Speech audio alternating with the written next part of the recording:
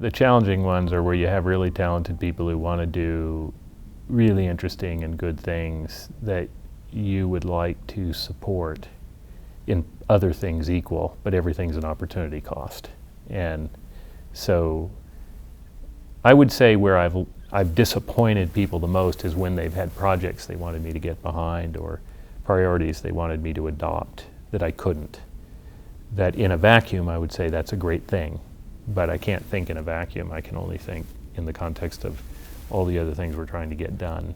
I think you face it at every level, but I faced it the most as a provost, is that the amount of work that you have to do and then the amount of work that others would wish you to do is overwhelming. And the trick is to decide what you're going to do and what you're not going to do. And for those things you're not going to do right now, that you get them in the queue and you're really clear with people. I can remember a case where a group wanted us to do something in the office of the provost. It was a worthy project. And I said, I think that's a worthy thing for us to do. It would be good for the university if we did that. We're going to put that, in essence, in my mind, on the work plan. And I've been trying, I'm now working on this at Oregon State, to be very explicit about what our work plan is for the next 12 to 18 months. And the reason to do that is that everybody's bringing you little projects. And when they bring you little projects, you can pull out your work plan and say, what would you like me to kick off the list so I can do this? And instead, what we usually do is we go, okay, we'll take that on and we do a half-baked, make a half-baked run at solving it. So, and then we have too many things going and we can't get things done and so on.